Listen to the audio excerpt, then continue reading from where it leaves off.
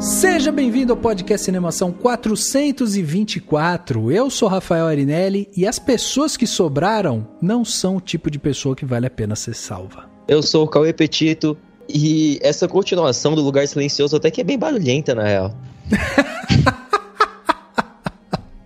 Boa, essa foi boa. Eu sou a Ieda Marcondes e você é uma pessoa que vale a pena ser salva ou você votou no Bolsonaro? Olha aí, complementou a minha frase. Eu sou Daniel Cury, como que aqueles corvos sobreviveram? Não tinha morrido todos os passarinhos? Olha, é verdade. Mas eles voam, eles escapam do monstro. Não, então, mas no começo não tinha passarinho nenhum lá, né? Não tinha passarinho Eles nenhum. tinham mostrar fazer uns inserts assim dos monstros pulando aleatoriamente no ar, porque eles estão ouvindo alguma coisa, sabe? Tipo... É verdade. Tipo, meu Deus, um passarinho. Mas sei lá, tô zoando. Muito bem, meus amigos. Estamos hoje aqui reunidos no podcast Cinemação 424 para bater um papo aqui sobre Um Lugar Silencioso Parte 2. Isso mesmo, filme que chegou às salas de cinema, filme que teve aí, né, problemas na sua estreia nos cinemas e tal. A gente vai falar um pouco sobre isso. Finalmente chega uma continuação de um filme, né, um terror, um suspense que foi muito aclamado, né, o seu primeiro filme, e agora volta justamente nas mãos aí do John Krasinski, e a gente vai falar um pouco sobre o que essa história nova nos revela e o que foi feito aqui, né, de novo. Então lembre-se, né, você que acompanha o Cinemação já sabe que vamos dar spoiler, que a gente vai falar tudo e mais um pouco sobre o filme. Então se você não assistiu o filme, quer pular esse podcast, pula esse podcast, ou se não, fica aqui com a gente, já, né, acompanha aqui as discussões e vai assistir depois o filme já com essas ideias aqui na cabeça. Para bater esse papo hoje aqui com a gente, temos aqui nosso querido Cauê Petito, que é autor aqui do Cinemação, o nosso especialista em terror, horror aqui. A gente sempre traz o Cauê aqui para trazer as suas ótimas referências e tal. Cauêzito, obrigado mais uma vez pela sua participação aqui com a gente. Seja bem-vindo, né, mais uma vez. E tá pronto para falar de Um Lugar Silencioso? Tô sim. Primeiramente, obrigado, Rafa. Valeu, Dani. Valeu, Ieda aqui. Na verdade, você não apresentou ela ainda, né? Mas tudo bem. Obrigado. Ela já se auto-apresentou já. Na verdade, como todos os casts que a gente faz, eu tava ansioso uns 2 dias antes de animado, só pra gente conversar sobre filmes, que é o sempre papo quando eu participo aqui, sabe? É sempre aquele papo muito bom, aquele papo ótimo. Tem texto meu sobre o Lugar Silencioso Parte 2 e o Parte 1 também lá no Cinemação, então se vocês quiserem depois, quem tá ouvindo, dar uma lida depois da conversa. Mas é isso, gente, valeu de novo por ter me chamado e vamos falar sobre essa sequência que é super necessária, né, porque é uma sequência que é totalmente justificada e de nenhuma forma vem de estúdio, produtores querem ganhar Imagina, jamais. É tudo pela arte, é isso sim. E temos aqui a participação da Ieda, que já esteve aqui com a gente no podcast do Cinemação, já é conhecida do nosso público e tal. Mas, Ieda, queria também que você se apresentasse aí, né? Quem não conhece, de onde veio a Ieda, o que a Ieda faz, queria que você se apresentasse e também já de antemão te agradecer aqui, né? Pela participação com a gente, é sempre muito bom ter você aqui. Imagina, eu que agradeço o convite de vocês, né? A segunda vez que a gente tá junto. Meu nome é Ieda Marcondes, eu sou formada em cinema, eu tenho pós-graduação em jornalismo cultural e um dos meus gêneros favoritos, se não for o favorito, é terror. Eu me formei com um curtinha de terror.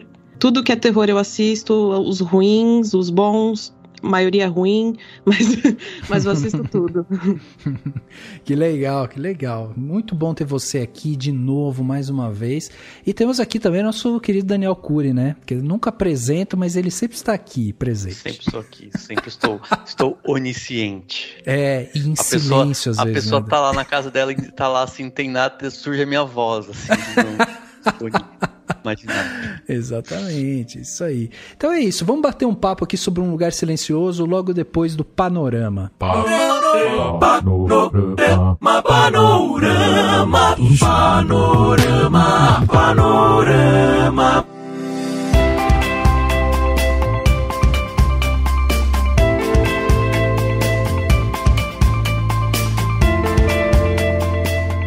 Ô Dani, eu não sei se eu já fiz essa piada, mas com certeza no mundo, no universo de Um Lugar Silencioso não existem podcasters, né? Pode existir, mas tem que ouvir de fone.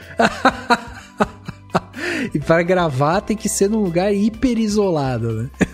Tem que ser lá no cofre. Lá. Tem que ser no cofre, exatamente. Abrindo a portinha lá para respirar, né? Poder voltar e tal. É isso aí. Bom, vamos lá. Hora da gente fazer aquele panorama, né? Passar por tudo que aconteceu aqui durante a semana, falar um pouco também sobre algumas outras coisas. E dessa vez, né, o papo vai ser sobre Um Lugar Silencioso Parte 2, filme que foi lançado nos cinemas. Pra quem não viu, né? Pra quem viu, tá aí. Você pode acompanhar e mandar seu comentário pra gente, né? Ou se não, esperar sair no streaming mais próximo de você, né? E depois vir aqui ouvir esse podcast. Mas para você, né, que não sabe, o podcast do Cinemação ele está disponível no nosso site, né, no cinemação.com. Lá você encontra, além desse podcast, você encontra o podcast irmão aqui do Cinemação, que é o Geração M, conduzido pelo Henrique Risato, que fala lá sobre cultura pop e tudo mais. E além disso, a gente tem a nossa parte de textos. A gente gosta de escrever, de publicar bastante coisa lá.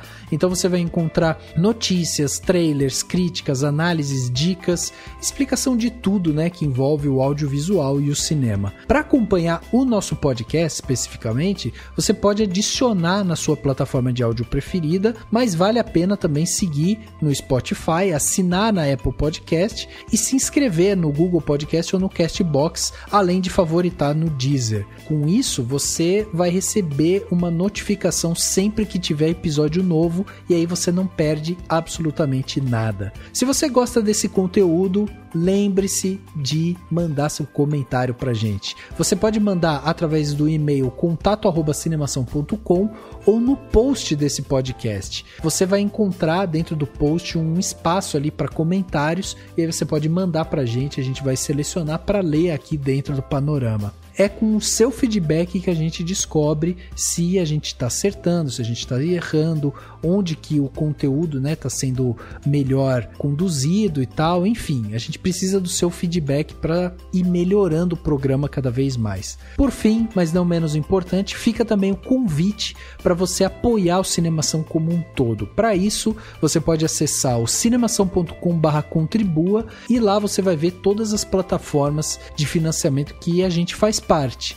Lá você também vai poder ver quais são os nossos próximos passos, os nossos objetivos, para onde que está indo, né, a verba que a gente está recebendo, o que a gente quer fazer. E para contribuir de uma forma unitária, nós também oferecemos o Pix do Cinemação. É o nosso e-mail, contato@cinemação.com. Você pode colocar o nosso e-mail no Pix, vai aparecer o meu nome lá, é só você fazer a doação no valor que você julgar necessário e aí você vai estar apoiando o Cinemação. Vale ressaltar que toda contribuição é uma forma de incentivar e manter esse conteúdo ativo, sempre produzindo bastante coisa para vocês. E se você gosta, sempre é importante você considerar apoiar. Assim a gente mantém sempre esse canal ativo e independente. Chegando aqui nos comentários, a gente recebeu um comentário super legal do William Saito no podcast especial sobre ladrões de bicicleta, né, que é aquele podcast extra que a gente gravou umas semaninhas atrás, e ele comentou uma coisa muito legal. Ele falou o seguinte: olá, gente boa, vim aqui comentar porque eu ouvi de novo esse episódio para dizer que 1. Ouvi de novo porque esse é um dos meus filmes amados. 2. Fico realmente feliz quando vocês se dedicam a falar sobre filmes que fazem parte da história do cinema. 3. Foi por causa de um filme clássico que achei o Cinemação. O Sol é para Todos foi o primeiro episódio que eu vi. É preciso ressaltar que o conteúdo que vocês trazem, englobando vários aspectos do cinema, se destaca dos demais podcasts que dedicam mais a falar dos lançamentos. Então, vida longa ao Cinemação, que se renova com as novas vinhetas. Confesso que ainda não me acostumei. Fico aguardando a chamada em um mundo de fantasia. Olha aí. Como sugestão para a melhoria do site, se já tiver isso, me desculpem, mas não achei, seria muito legal se pudéssemos filtrar os episódios do podcast por tema. Lançamentos, clássicos, entrevistas, profissionais, etc. Enfim, escrevi um monte de coisa sem ligação alguma, espero que entendam e é isso. Sensacional comentário, gostei muito que ele ouviu várias vezes, o Só é para Todos foi um episódio muito legal de fazer mesmo.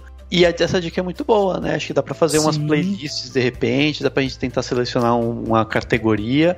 A gente vai tentar fazer isso mesmo, dá pra gente tentar fazer isso no site pra você selecionar o tipo de podcast, e espero que você goste de um podcast de um lançamento, porque você falou que gosta de clássico, mas esse aqui é o Lugar Silencioso 2, é lançamento. Muito legal esse comentário do William, e assim, vale ressaltar que ele falou que conheceu a gente através do Sol é para Todos. O Sol é para Todos é um podcast que a gente gravou, Dani, em 2017. Eu, você, Henrique, Angélica Hellish, né? E, cara, foi muito, muito legal mesmo, assim. É legal como esses clássicos atingem, né, um público diferente. E, realmente, essa ideia dos filtros é muito boa. Até porque, acho que vale ressaltar, né, que a gente tá em vias de transformar um pouco Cinemação aí. É bom o pessoal que acompanha nosso site ficar esperto, porque daqui a pouco vai vir novidade por aí. Ó.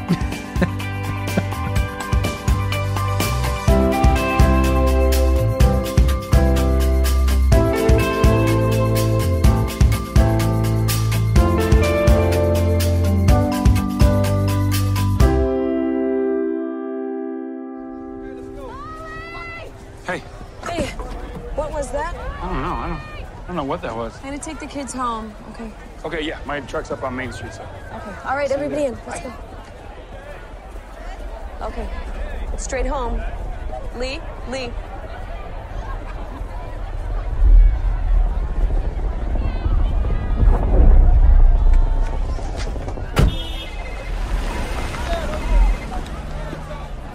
You all right? Yeah, good. Your brother say anything going on at the base? Not that I know of. Just call. Let me call him back. All right, yeah, let me know.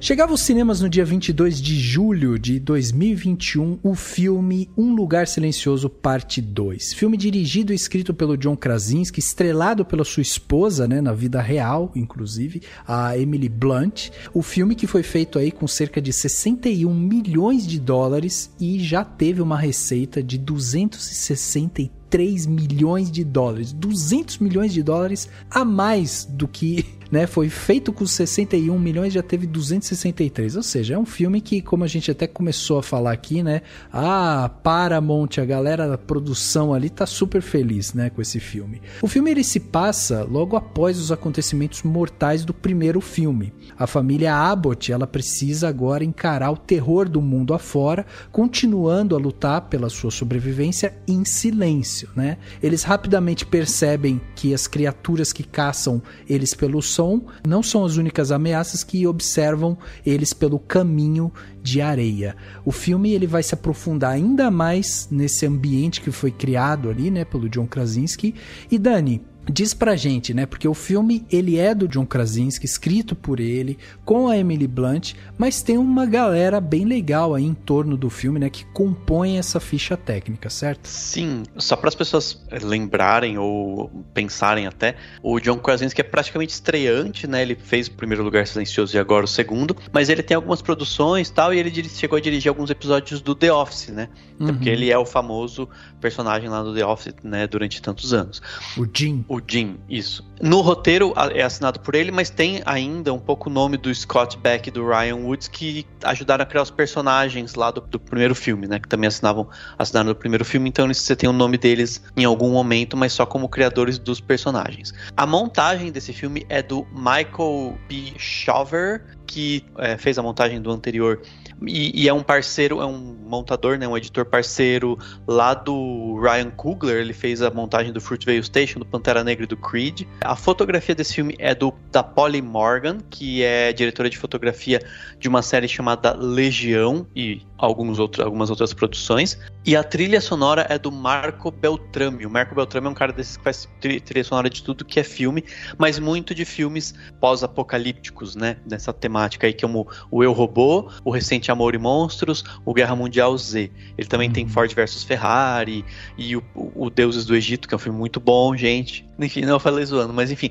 Mas é um cara que faz, enfim, trilha sonora de vários filmes diferentes. No elenco, além da Emily Blunt e do John Krasinski só nos flashbacks, né? Não na trama principal, a gente tem a Millicent Simmons, que já estava no primeiro, o Noah Jupe, que já estava no primeiro, e a gente tem aí a presença do Cillian Murphy. Eu nunca sei como pronunciar exatamente o nome dele, porque é Cillian, porque ele é irlandês, né? Nome irlandês é sempre mais complicado, né? Então é Cillian Murphy. Isso, Cillian Murphy, é isso mesmo. Eu só sei o da Saoirse Ronan. Isso, é sempre complicado.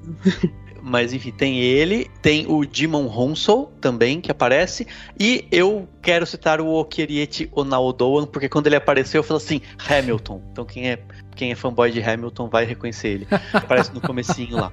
É isso. Os principais nomes aí do elenco. Exatamente.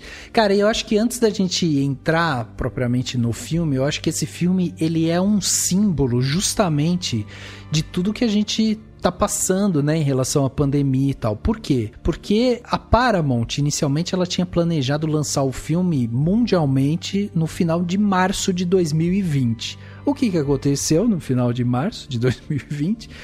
O mundo foi, né, assolado aí por uma pandemia mundial e daí a gente começou a ver muitos filmes sendo adiados. E o Lugar Silencioso, por ter uma alta expectativa, né, acabou sendo adiado várias vezes. Então, assim, num primeiro momento, era para ele estrear em março de 2020. Aí a Paramount anunciou que ia jogar ele para 4 de setembro de 2020. Não deu certo, né? Porque a pandemia continuava ali, pico de contágio, mortes e tudo mais. Adiaram daí para abril de 2021. E aí, finalmente, né, nos Estados Unidos, eles fizeram a estreia no dia 28 de maio de 2021. Aqui no Brasil, foi agora em julho que o filme chegou, porque os cinemas aqui também estavam passando por outras dificuldades e tal, e aí, né, aqui também a pandemia está muito mais descontrolada do que qualquer outro lugar no mundo. Então, a gente vê que é um filme que ele é muito fruto do seu tempo também por isso, né, porque ele acabou tendo uma série de momentos ali para adiar. O que me chamou a atenção é que foi um filme que a gente não ouviu falando muito assim que ele poderia ir para os streamings, né? Isso me chamou a atenção, porque a Paramount, ela inclusive tem aquela parceria com a Amazon, não tem? E assim, ninguém falou nada sobre jogar esse filme pro streaming. Talvez porque a experiência dele dentro do cinema é muito rica também, né? Sim. Eu acho que, como você falou, a gente tem todo o contexto que a gente tá vivendo, né? Extra filme. Mas é um filme que, pela própria natureza dele, a experiência é um pouco diferenciada mesmo, quando a gente tá, de preferência, numa sessão onde todo mundo respeite o silêncio, né? Mas acho que no primeiro filme isso aconteceu bastante pela eficácia mesmo dele, né? Narrativa mesmo, de conseguir criar essa tensão e atmosfera e deixar as pessoas essa tensão que paira. Foi muito prazerosa a experiência de ver o primeiro filme no cinema, numa sessão com um monte de gente, todo mundo em silêncio, compartilhando por osmose a mesma tensão, o silêncio que você sente no ar, assim, sabe? Eu acho que é simbólico por causa disso também. É o tipo de filme que, se a gente for encarar um filme ótimo pra ver no cinema, na volta dele, principalmente de terror, eu acho, seria esse, assim. Se eu não me engano, lá por meados de março de 2020, quando o filme foi cancelado, o John Krasinski, ele chegou a tweetar falando que eles estavam adiando o filme, mas que eles iam esperar qualquer condição necessária para passar no cinema.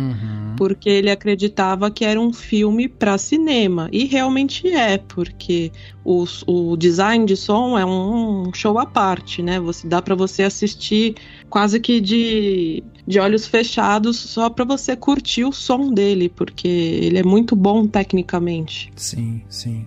E isso é uma coisa importante, né, da gente falar, porque o John Krasinski, além de diretor, ator, de roteirista, ele também é produtor do filme. Então, assim, ele tem muito do controle para onde correr com o filme. Então, certamente, a experiência, né, da sala de cinema faria diferença pro sucesso do filme. Não à toa, é um filme que já faturou 200 milhões de dólares, né? E nos Estados Unidos, esse filme e o Invocação do Mal 3 foram grandes responsáveis pela confiança na retomada do cinema, né?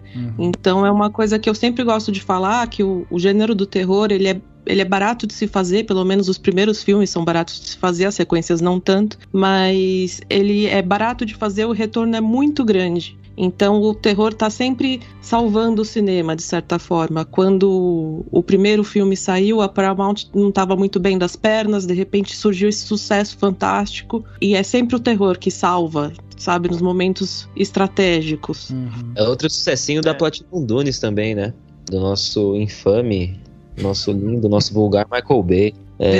Verdade. E, inclusive, isso é algo que a gente não sabe quanto da mão do Michael Bay em algumas decisões podem ter acontecido no primeiro filme, mas acho que eu não lembro se a gente comentou quando a gente gravou o podcast sobre o primeiro, mas parece, às vezes, algumas escolhas que a gente não sabe se são escolhas deliberadas ou não, ou imposição do pessoal da Platinum Dunes envolvido e tal, ou da Paramount. Tem algumas decisões assim, de terror muito comercial, assim, que são muito estranhas, mesmo no primeiro filme, sabe? Sei lá, e às vezes eu nem sinto tanto elas no segundo, é mais no primeiro, que eu acho superior mesmo assim, de qualquer forma, mas não pela... Eu fiz a piadinha em relação a, tipo, uma sequência necessária ou não, mas, tipo, eu acho que isso nem deve ser tão levado em conta assim, sabe? Isso é inevitável. Sim.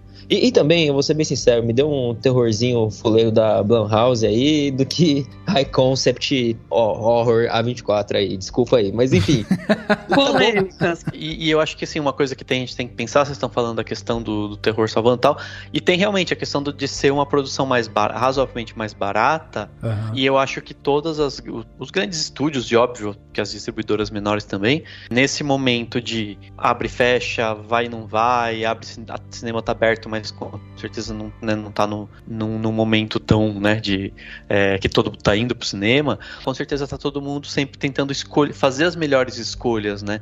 Então tem filme, sei lá, por exemplo, quando saiu o Mulan direto, né, pra streaming, com certeza foi a Disney falando, cara, só que custou muito caro pra gente deixar parado, a gente não pode deixar esse dinheiro parado, então vamos lançar desse jeito. Então tem aquele filme que é, sabe assim, que é caro demais pra deixar parado, tem o que é caro demais pra não lançar no cinema, né? Então eles falam, tem que esperar ter um cinema aí disponível e tal, e tem esses meio termo que provavelmente a Paramount fez a escolha no sentido de falar, precisamos lançar isso aqui no cinema, porque é um filme de cinema, e porque é um filme, né, pra ser visto no cinema, e porque é um filme que não é tão caro, então a gente precisa desse custo-benefício, né, dessa grana que ele tem potencial e tal, e a gente viu que ele teve mesmo em termos de pernas, né, de você conseguir manter não só o primeiro final de semana, né, mas até mesmo com o streaming você consegue, esses filmes eles têm mais tração, né, consegue ficar mais de uma semana, acho que até mesmo pela falta de filmes no circuito, conseguem ter uma arrecadação maior, assim.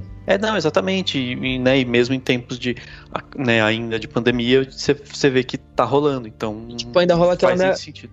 Dá pra rolar até aquela meia culpa não é nem meia culpa que fala, mas, por exemplo, você citou o Mulan, ele, quando você vê, ele parece um filme que foi feito direto pro streaming, e custou uma caralhada de dinheiro esse filme, teve uma produção uma problemática, e aí você vê os efeitos especiais, tudo, os set pieces, né, as sequências de ação, tal, tudo parece realmente feito direto pro streaming. Então acho que às vezes... É um problema da produção da Disney, né?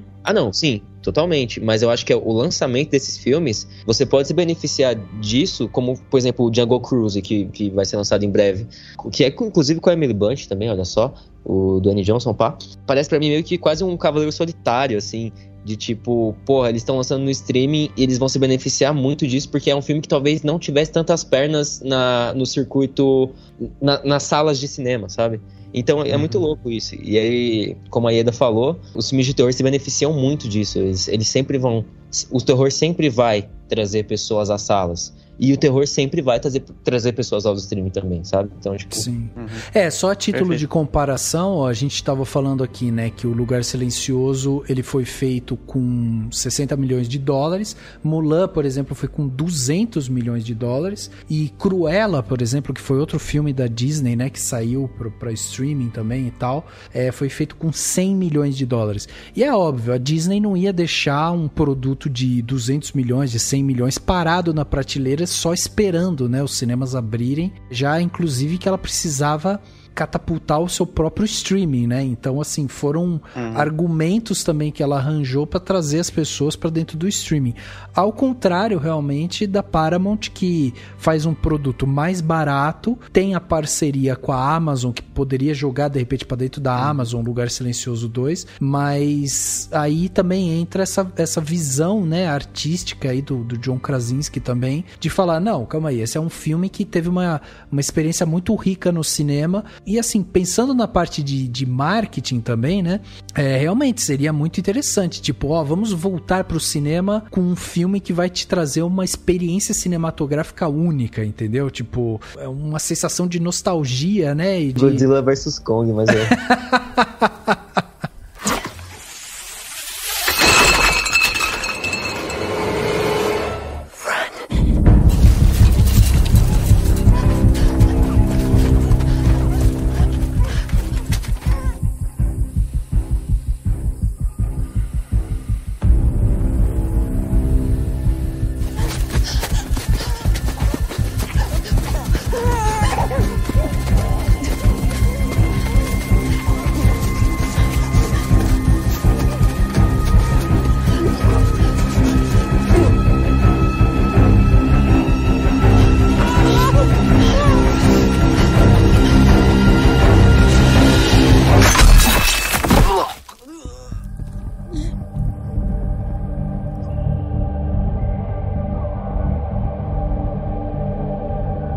E assim, aí já entrando na parte do filme, né, o Cauê começou falando sobre essa questão das decisões e tal, e aí eu queria já começar falando sobre isso com vocês, porque assim, o filme, ele tem algumas coisas interessantes, no sentido assim, ele começa basicamente do momento em que o primeiro filme termina. Só que ele faz essa pequena recapitulação, né? Quer dizer, vai mostrar ali os primeiros momentos, quando aqueles monstros começam a invadir ali a Terra e tudo mais. E aí ele volta, né, para aquele momento em que a gente tá vendo a personagem da Emily Blunt realmente tendo que sair, né?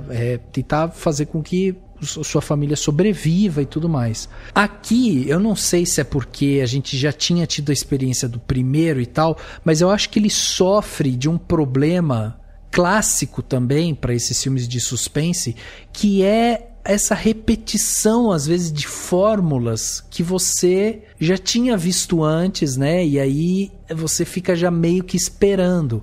Então, só para dar um exemplo, logo no começo do filme, o filho, né, da Evelyn ali, machuca a perna, por exemplo, que é uma coisa que a gente viu a própria Evelyn no final lá do parte 1, machucando, né, o pé também, com dificuldade de andar e tudo mais. Então, sabe quando, assim, vai aparecendo coisas ali que você vai falando, meio um repeteco, sabe? Eu já fui sentindo um pouco isso, entendeu? Eu acho que quando você tem monstros que reagem ao som, você precisa criar situações em que as pessoas façam barulho sem querer. E eu acho que a dor é a forma mais fácil de fazer isso. Então, por mais que seja um repeteco, vamos dizer que é um foreshadowing, vai? Boa. Então, eu acho que não é uma coisa que me chega incomodado. Tipo, eu já vi isso no primeiro, mas eu acho ok rolar no segundo, porque é uma situação que faz sentido no universo do filme. Sim. Eu gosto do fato de que ele não tenta utilizar métodos ou coisas que valeram no primeiro. Então, por exemplo, logo nas primeiras cenas, você já vê lá o monstro andando, voltando, indo. E o primeiro teve toda aquela coisa de você ficar um tempão sem nem ver, né? o bicho e tal, então você fica é o suspense clássico de você não saber nem como ele é, né? Isso gera a atenção necessária e ainda economiza com efeitos e tal. Cria a tensão final quando você finalmente mostra, né, o monstro, que seja. Então, nesse caso, como é o segundo filme, então é aquela coisa, já vimos, já passamos por isso, não vamos tentar, não é isso que a gente quer. Vamos seguir um outro caminho. E eu acho que eles seguem um caminho interessante, até no sentido, até o Cauê falou a frase inicial, né, que ele é meio mais barulhento, mas é justamente isso, ele é tipo, ele faz parte desse processo, né, tipo assim, no começo é eles sabendo lidar muito bem como se esconder, e aí agora, como eles descobriram no final do primeiro a arma, vamos dizer assim, né, o rádio que solta aquela microfonia e deixa os monstros afetados e você consegue derrotar eles, com isso você consegue dar um passo na jornada, né, vamos dizer assim. Já consegue fazer mais barulho porque você consegue se defender se eles aparecerem. Todo mundo já está mais experiente para enfrentar esses monstros, né? A maneira como a Emily Blunt enfrenta lá o monstro quando ela consegue gerar aquela chuvinha lá de água que vai fazer com que ela, enfim, se esconda melhor, né? Porque ele não consegue identificar o barulho dela andando. Esse tipo de coisa sei lá, eu acho que o filme consegue caminhar muito bem nesse sentido, sabe? Ele consegue, enfim, definir como seguir com a história sem se prender a muitas fórmulas e mostrando que os personagens estão evoluindo junto, né? Assim. E essa cena da água com a Emily Blunt só faz sentido porque a gente lembra daquela cena da cachoeira no primeiro filme, né? Sim. Então a gente entende as regras do jogo porque elas foram apresentadas no primeiro filme, mas às vezes você ainda precisa de uma conexão, né? Então você não é exatamente um repeteco, mas a gente acaba lembrando do primeiro filme, nesse caso da cena da água. Eu acho que essa cena da água é bem boa. E volta também que a Ieda falou de tipo, os personagens precisam. Uma das melhores formas de você fazer barulho é com alguém se machucando, sofrendo, enfim.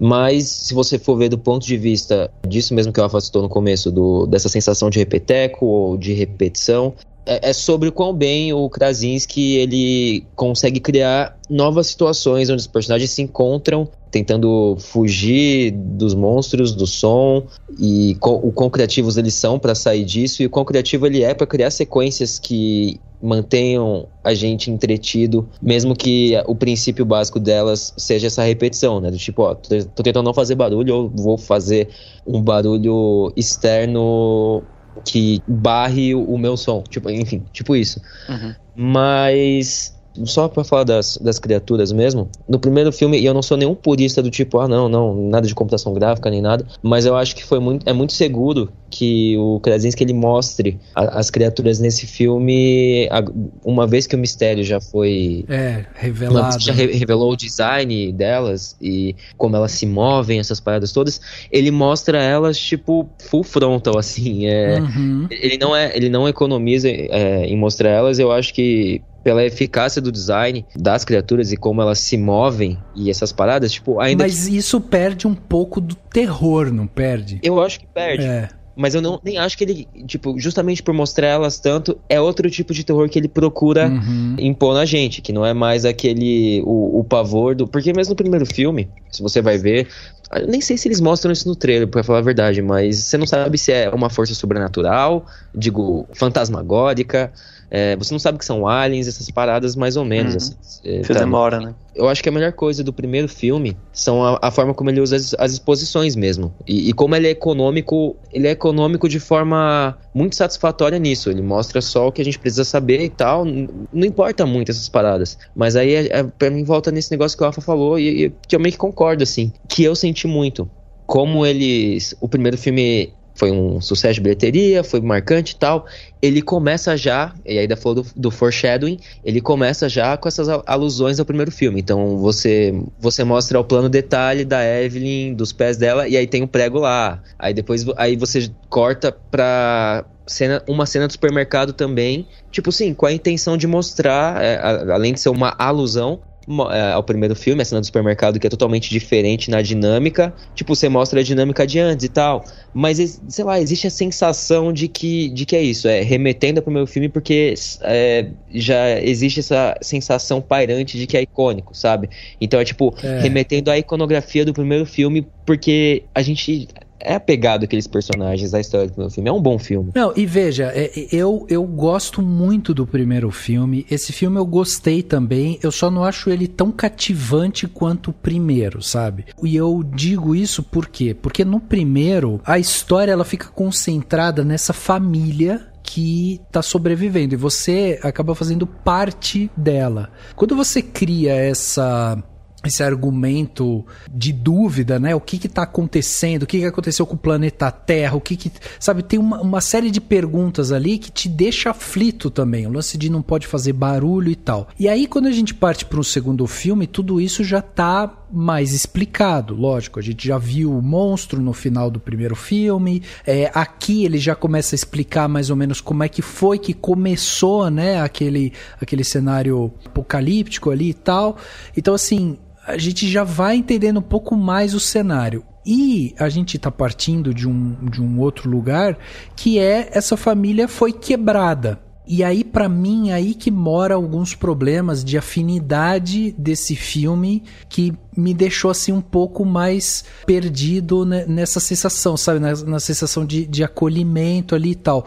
Porque assim, já é uma família quebrada com a perda do pai, e eles estavam vivendo muito próximos, né? Com uma sinergia daquela própria família ali e tal. E aí não tem mais o pai, aí a filha resolve ir embora, daí a mãe resolve sair porque ela precisa pegar lá o oxigênio, aí o filho machucou a perna. Então, quer dizer, você tem assim várias situações paralelas, e aí aquela unidade que a gente tinha sido incluído antes, ela fica mais exposta, entendeu? Então fica cada um ali, e ainda tem essa inclusão desse personagem, que é o Emmett, né? Que, apesar de ser um personagem que eu achei interessante, porque ele tem alguns momentos que ele é meio dúbio, assim, né? Você não sabe se ele é um cara que vai ajudar, se não vai, se ele é bom, se ele é ruim e tal. Escolha excelente de ator, inclusive, né? Que o Cillian Murphy é dúbio, né? Exato, eu ia falar isso também. Mas eu acho que daí tem uma outra coisa, porque o Krasinski é um cara que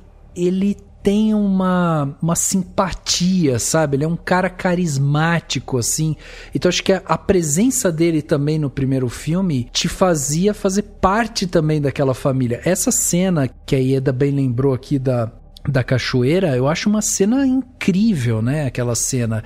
E aqui a gente não tem uma cena de conexão, sabe? Da família dessa forma, assim. Mas ela vem justamente nessas escolhas de cortes, né? Eu acho que é tipo um tempero diferente, sei lá. Porque, tipo, isso que eu foda, porque realmente o Krasinski, ele é mais carismático que o Cillian Murphy. Só que eu tenho a impressão, ou, enfim, que o Cillian é o melhor ator. Eu tenho essa impressão também. Ele tem uma força no olhar, na presença dele no segundo filme, que pra mim é muito forte. Só que, exato, ele não tem esse carisma, mas esse é o lance. Você falou isso do luto, e tipo, no primeiro filme eles estão com o luto do bebê, né? Do caçula da família. Né? E no segundo eles estão com o luto do pai. Então, tipo, ainda é uma... Tipo, isso que, eu não sei, me incomodou, porque não é uma convenção exata do gênero do terror. E vocês sabem, eu sempre falo aqui como eu amo essas convenções e como elas podem ou ser subvertidas ou seguidas à risca, né? Obviamente não seguindo problemáticas do gênero, eu espero, né? Mas esse filme parece seguir justamente as convenções que já funcionaram no primeiro filme, que eles mesmos estabeleceram. Então é tipo isso, é a mesma situação deles lidando com o luto, e tá aí beleza. E aí que eu me fiquei pensando bastante, eu mudei minha nota várias vezes no texto e tal, e sim, a gente não se importa com nota normalmente, mas eu falei, pô, será que eu fui injusto demais com o filme? Porque de fato existe, né? A gente tem que julgar o filme não só como uma sequência, mas com os méritos do que o Krasinski se propõe a fazer. Sim, sim. E o segundo filme é um filme competente, as sequências de tensão são competentes e tal. Só que por ser uma sequência, e por ser uma sequência que frequentemente faz esses callbacks, né, faz essas referências ao primeiro filme, eu fico essa sensação derivativa que pra mim inferioriza ele, tipo, muito. O que me faz questionar se é o aspecto de novidade, assim, sabe? De, tipo, como é que ele usa o design de som e tal. E tem alguns momentos no segundo filme que algumas das sequências onde eles estão tentando escapar das criaturas, eu não fiquei tão investido nelas, assim. Por maior que fosse a competência técnica, porque é competente tecnicamente, e acho que a gente não pode. Eu acho que, tipo, não tenho essa certeza de falar isso, mas é um filme que parece que ele é até melhor dirigido. Essa expressão, eu sei, é muito ampla, mas é até melhor dirigido que o primeiro, só que pelo caráter derivativo dele, não tem o mesmo impacto, sabe? Uhum. Eu vi alguns críticos reclamando que a força do primeiro era justamente eles passar num local só, né, com poucas pessoas, mas eu acho que não tinha como o segundo filme ser idêntico ao primeiro. Primeiro porque a novidade já foi, então você tem que surgir com alguma coisa diferente. Apesar desses links todos que ele faz sempre com o primeiro filme, eu acho que é uma proposta diferente, porque eles estão ampliando as possibilidades justamente quando essas pessoas dessa família vão se desmembrando e vão saindo para cada um para o seu canto. Então, eu acho que apesar dele ter muitas referências ao primeiro, ele é um filme totalmente diferente no sentido de que ele amplia o mundo, né, do primeiro filme, justamente até porque ele tem mais recursos agora, né, inclusive financeiros, do que lá no primeiro. E uma coisa que eu queria elogiar nesse filme, que o Cauê estava falando, né, que ele tem a coragem de mostrar o monstro de frente, assim, de cara, na luz do dia, é que a fotografia dele, apesar de ser um filme apocalíptico, ele não tem aquele filtro cinza, meio esverdeado, que geralmente usam para ajudar a esconder os efeitos especiais, que não estão tão legais assim. Inclusive, se a gente for comparar com Cruella, por exemplo, que é um filme de 100 milhões, acho que é 100 milhões, não é? Cruella. Se a gente for comparar com Cruella, tem um filtro horroroso e uns cachorros de CGI medonhos, sabe? Eu tenho a impressão de que Um Lugar Silencioso 2 custou muito mais do que Cruella. Sim. Porque a fotografia é muito mais rica, ela tem uns tons quentes, né? Você mostra os monstros, mas não tem aquela coisa depressiva de estar tudo nublado, é sempre muito ensolarado, tem um contraste bacana, tem aquele visual americano, né, de estar rolando um jogo de beisebol, o filho do Emmett tá com uma camiseta do Super-Homem, tem toda aquela ilusão, né, americana meio sendo quebrada, né? Sim. Tanto que quando rola aquela coisa no céu, né, que acho que é um meteoro batendo na Terra, eles saem tranquilamente, né, do jogo, pensando assim, bom, é um ataque terrorista, vamos pra casa. Eu achei muito interessante essa cena, porque não tem gritaria, não tem nada, só tem gritaria quando o monstro aparece. Mas até então, tu tipo, beleza, vamos pra casa que tá rolando um ataque terrorista aí, vamos aí.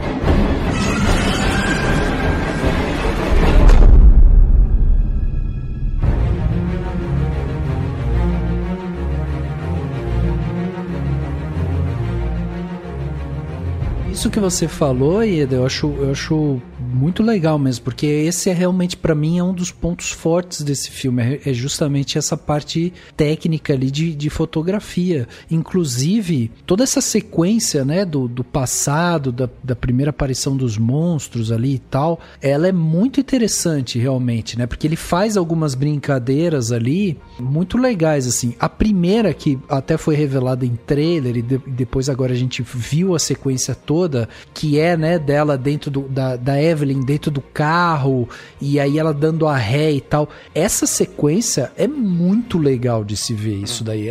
E pra mim ela tem até um caráter meio quase de videogame, assim, sabe? Porque é de ação, né? De ação, bem, né? É uma sequência de ação, de verdade. E é muito louco isso da fotografia mesmo, porque você mostra que a competência criativa, né? Do ponto de vista conceitual, de como que eles iam retratar visualmente essa história. Eu amo que é uma sequência meio parque de diversão, assim, real. Como eu falei, eu tenho problemas meio que conceituais com o filme mesmo, assim, dele, parece que ele tá o tempo inteiro meio que querendo se justificar, né, justificar a própria existência, porque ele ia existir querendo ou não, se o Krasinski falasse, tipo, não, eu já tô de boa, já fiz o que eu tinha que fazer com esse filme aqui, eu vou fazer outra coisa, eles iam fazer outra sequência, então, beleza.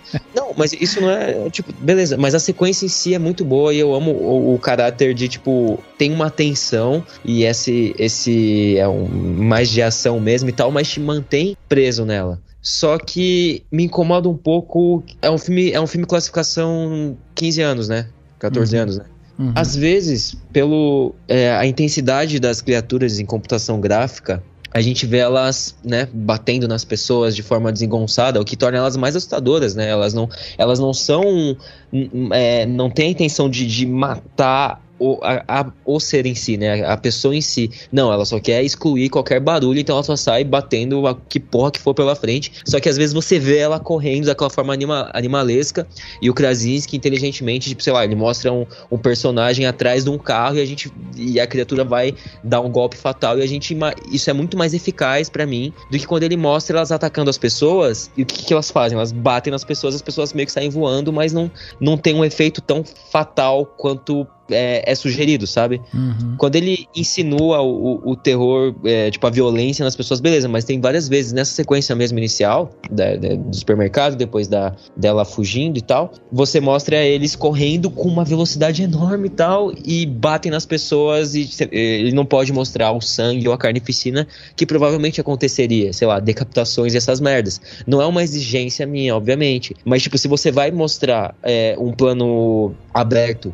é aí que vai não é uma contradição, né, mas é muito louvável que ele mostre as criaturas dessa forma frontal, mas às vezes isso é uma crítica menor, assim, dá uma vacilada pra mim quando ele mostra essas cenas assim, um plano aberto, um plano geral assim mesmo de cima das criaturas batendo nas pessoas e parece que não tem um impacto justamente por ser computação gráfica, sabe? Eu acho que não é o perfil do Krasinski, porque até pela fotografia, e eu li algumas críticas antes da gente gravar, eu vi algumas comparações com Spielberg. Uhum. E se a gente for pensar no próprio Tubarão, era uma coisa que poderia ser muito mais gráfica, né? E o primeiro, pelo menos, não é. Ele é bem classicão no sentido de estamos fazendo um filme de terror, mas não é tão terror assim. Então você pode levar os seus filhos, você pode levar a sua avó, que não vai ter problema nenhum.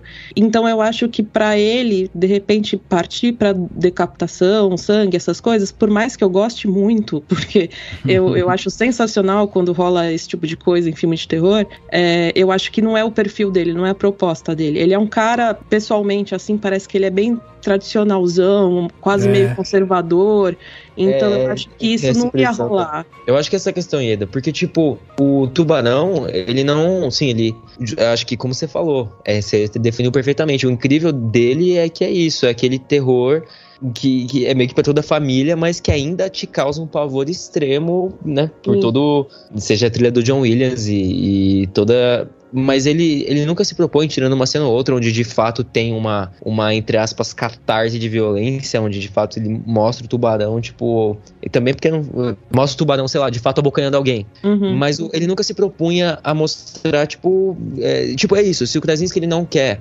se propor a essas paradas, tipo, que ele não mostra um plano aberto do monstro correndo que nem um arrombado, e aí quando ele bate numa pessoa, ela meio que só voa pro lado assim e tal, e não tem nenhuma consequência do ato, sabe? Tipo, faz o que ele fez, por exemplo, então na cena onde o policial, que é uma cena super bad, né? Super... Você sente pelo personagem, né? O policial falando, não, se escondam. E aí ele nega a gente, né?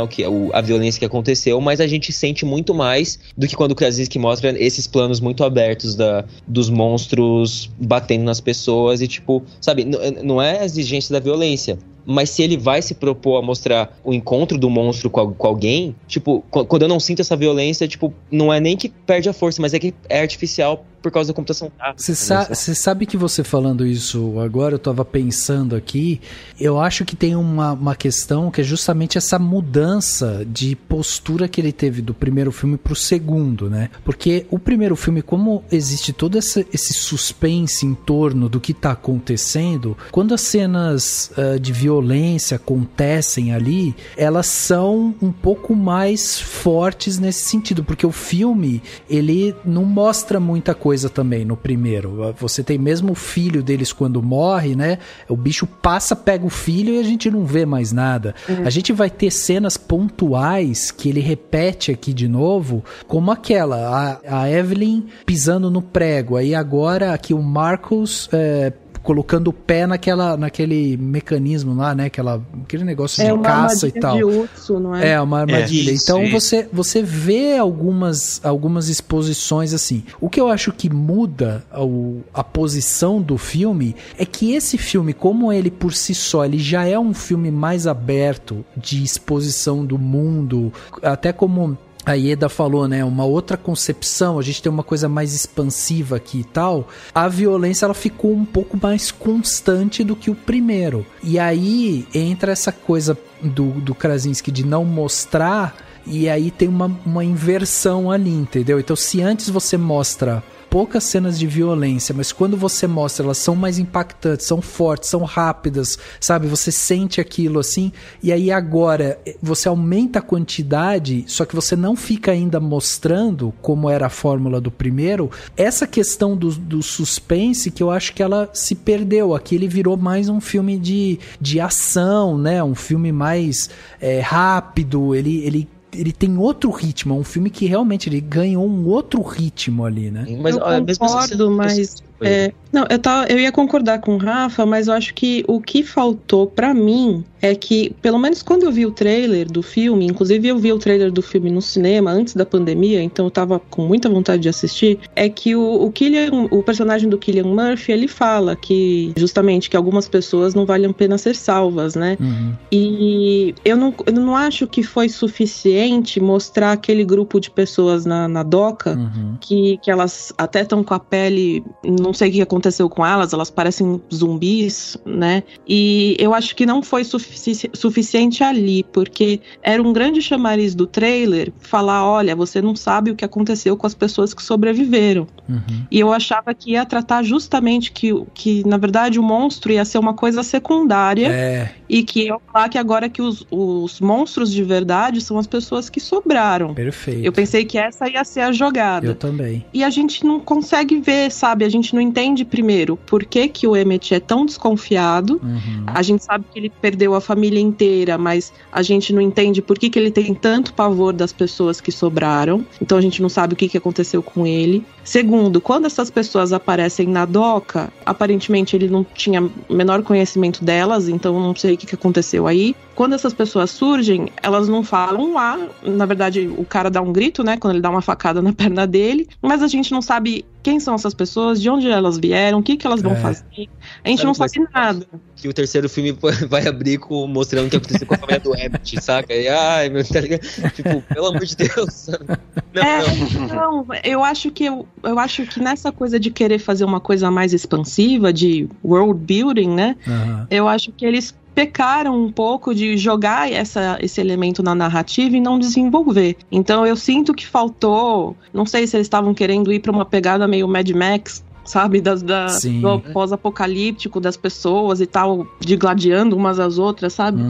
E eu acho que faltou aí, sim, um pouco mais de desenvolvimento. Foi uma cena muito curtinha. Exatamente. Você mesmo falou que o Krasinski, ele disse sobre a influência de Tubarão, né, e um negócio meio de Spielberg. Ele falou numa entrevista sobre como, e ele tem, tipo, o coração totalmente no lugar certo, sabe? Ele sabe realmente o filme que tem que ser feito. Ele falou, vou fazer um filme do ponto A até o B, não precisa ser muito mais complexo do que isso. O que eu falei, exato, tipo, talvez você não precisa, às vezes eu não quero saber o que aconteceu, como que aconteceu a invasão, sabe? Não sei, mas isso também é uma coisa, enfim. O primeiro filme é um filme de câmara, né? É um filme, na maior parte é um filme que se passa apenas na casa dos Abbott, pá. E o segundo filme é um filme de travessia. Só que justamente é isso. Você, às vezes parece que o filme até... O esforço dos personagens, na verdade, principalmente o personagem do Cillian Murphy, a filha do Krasinski, a jornada deles parece até bem rápida, né? O filme parece que ele não passa, como vocês falaram sobre essa cena também, que quando a gente percebe, assim, ela no final do segundo ato, mas ela parece que ela teria um potencial climático muito maior.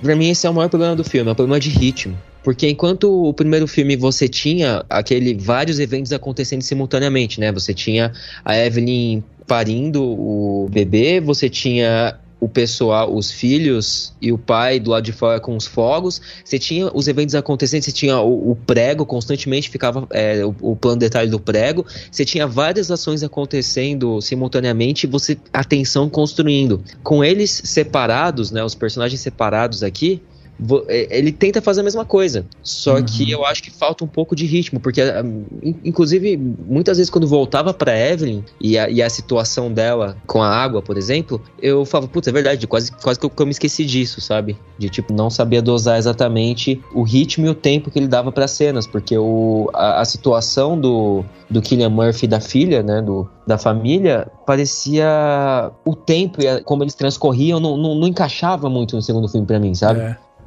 Não, eu concordo. Eu acho que assim, houve uma tentativa de juntar eles nesse entrecorte, né? Porque o filme fica boa parte, até com aquele famoso match cut, né? Tem aquele corte quase que você não vê e quando você vê tá em outra situação, né? Outro lugar. Então acho que é como se essa escolha, né? De cortes e até de rima de imagem, né? Tem vários momentos de rima de imagem corta e a mãe e o filho estão vivendo situações parecidas ou estão em momentos semelhantes, enfim, em enfrentamentos parecidos. Acho que a ideia era mostrar essa unidade, né, da família. Tipo assim, mesmo separados, eles estão juntos, eles estão vivendo o mesmo drama, porque no fim das contas eles estão nessa tentativa de travessia, né? Quase um road movie aí e tal. Mas eu acho justamente isso, ele falha nesses momentos, porque, por exemplo, a Ieda falou, né, da questão de que ele não explora o quanto as pessoas não valem a pena ser salvas, né? E aí, no momento em que eles chegam na ilha e vem, tipo, uma comunidade se conseguindo viver normalmente porque eles estão protegidos, pelo menos você não sente tanto nem a desconfiança que poderia acontecer, tipo assim, será que eu devo confiar nessas pessoas mesmo? Entendeu? E nem o alívio, porque já que se o cara tava tão descrente, tava falando que as pessoas não merecem ser salvas, caso essas pessoas fossem realmente maravilhosas, incríveis naquela ilha, isso deveria virar um alívio, né, assim. Mas ele também não explora o peso que eles têm, porque querendo ou não, ele e a menina levaram aquela criatura no barco, sem querer, né, óbvio, permitiram que aquilo acontecesse, para que a criatura fosse lá e atacasse eles. E aí você também não tem tanto desse peso, você só tem essa coisa do ponto A ao ponto B, porque tudo que eles querem é transmitir lá o sinal para todo mundo, fazer essa transmissão para meio que, né, enfim, tentar resolver o problema. Mas é isso, é a costura só que cria essas falhas, mas eu entendo essa coisa de tentar fazer com que eles pareçam juntos, tanto que no final você tem aquele, né, tipo, eles derrotando o monstro lá naquele lugar que eles estavam escondidos, o menino e a mãe, a menina com o outro, daí eles matam meio que no mesmo instante o monstro, então você tem né, os dois, a juventude, né, são as duas crianças, são os dois jovens, né, que são os filhos substituindo os pais, né? Mas aí, tipo, os pais eram os heróis do primeiro, né? Mas aí, tipo, ele recai na parada que é, tipo, muito... Eu não sei porque me lembrou nesse filme e não me lembrou no filme anterior, mas me lembra muito a Vila, o subestimado, nosso gênio M. Night Shyamalan, que o lance do, tipo, o que seria a deficiência dela como uma forma de poder, de força, de resistência, que já meio que foi usada no primeiro filme, e sim, não tinha... Tem outro propósito nesse filme, beleza, mas o que a gente vê na cena é meio que uma reciclação do mesmo momento, assim. A diferença é que é mais potencializada, a diferença é que ela coloca o aparelho no microfone, beleza, mas, tipo, sabe, sei lá, e uma coisa que eu li foi o pessoal reclamando que o único personagem preto do filme, tipo, que tem falas e se torna um personagem, tipo, ele morre, sabe? Sim. Que é o Jim Morrison. O que vocês acham disso? Não sei. Isso é uma coisa que eu acho interessante, porque, assim, realmente, tem dois personagens pretos, né? O policial e o Jimon, né, também. E os dois morrem. Os dois morrem. E os dois ajudam ele, e os dois são, tipo, Tolkien Black Guy, tá ligado? Consegui salvar vocês, eita, tá ligado? Sabe, tipo, exato. Isso, aliás, é um problema clássico de filme de terror, né? Do cara preto sempre ser o primeiro a morrer, né? Exato. E aí tem uma coisa que eu acho que junta um pouco com isso que o Cauê falou, que eu criei, né, um conflito interno justamente nessa parte dos personagens, nessa parte 2 aqui, do Lugar Silencioso, pelo seguinte: a personagem da Evelyn, pra mim, é uma personagem incrível, incrível, assim. A Emily Blunt atuando é uma coisa espetacular, né? Como ela consegue dar uma fluidez pra personagem, e a gente vê aquela mãe e, assim, ela vai fazer tudo pelos filhos, sabe? Não existe situação que ela não se propõe a passar. E aqui tem aquela cena que eu também achei muito boa dela, quando ela dá o tiro, né, no tanque lá de oxigênio e tal, que é aquilo, é o sacrifício, sabe? Ela está pronta pro sacrifício em prol aos seus filhos, né? Então ela é uma personagem muito forte, inteligente, rápida, ela é muito boa. Aí entra também na questão da Regan, né, que é a filha, que também, ela é destemida, ela é curiosa, ela é corajosa, ela tem esse DNA dos pais ali. E a gente tem o Marcus, que é o filho, né, que machucou o pé, que é o menino que é um pouco mais atrapalhado, meio imaturo e tal. E eu gosto dessa combinação, sabe? Do garoto imaturo, da menina que quer resolver, que quer substituir, né, o pai, ela quer ajudar, né, a família a ficar segura e tudo mais. E aí entra justamente o personagem do Emmett, que pra mim foi uma tentativa de tentar substituir, sabe, o Lee nessa história, que foi uma tentativa muito desastrada, assim, porque ele é um personagem ambíguo, tem momentos ali que você fica meio na dúvida se ele vai ajudar, se não vai, se ele, sabe, se ele é um personagem bom, se ele não é e tal, mas de novo, sabe, pô, por que precisa ter um personagem, um homem branco que tem que ir lá pra salvar a filha, sabe, no lugar do Emmett, por exemplo, poderia muito bem ter uma mulher ali também, sabe, tipo, uma mulher que tá completamente acabada porque perdeu os filhos, uma mãe que perdeu todos os filhos e tal, conectaria muito bem essa personagem com a Evelyn, sabe? Uma mulher maltratada por tudo que passou, entender a dor dessa outra mãe, sabe? Que a filha sumiu e tal, e aí uma mulher, sabe, forte também, mas não, daí entra um pouco nessa questão que a gente tava falando aqui, que é meio que esse conservadorismo aí do Krasinski, sabe? De manter mais ou menos uma estrutura. Uma estrutura de família doriana, né? É um conservadorismo estrutural narrativo mesmo, né? Que é tipo o conservadorismo quer ficar emulando o primeiro filme. Get inside! Get inside!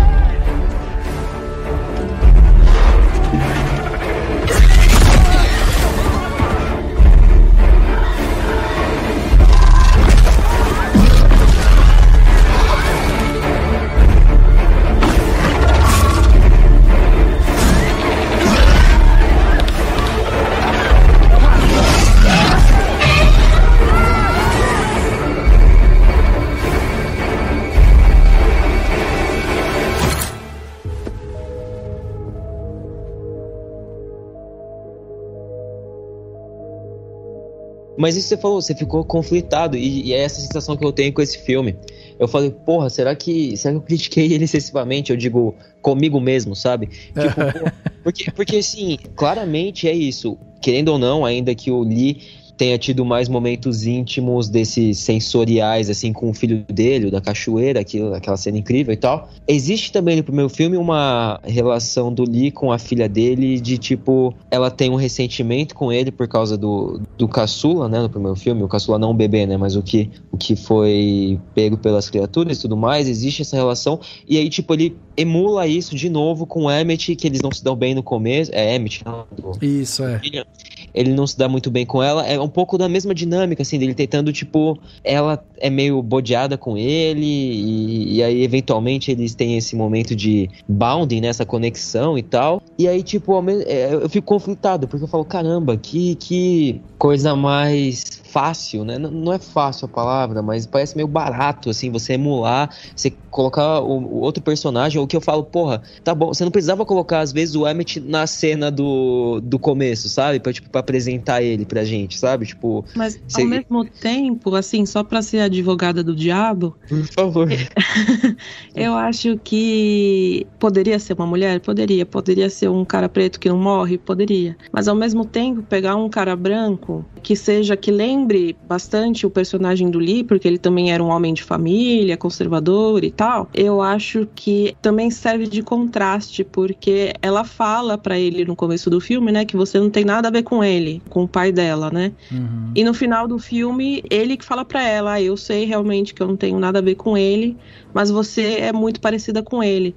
Então, cria um contraste ali do tipo, olha, eu não sou o seu pai. Eu, obviamente, não sou o seu pai, até porque eu tô sendo interpretado por um ator que ninguém vê como nem mocinho, nem bandido, é uma coisa meio dúbia. Uhum. E que, na verdade, ela não precisa desse herói, desse pai. Então, ela pode ser ela mesma, porque o pai dela já tá dentro dela.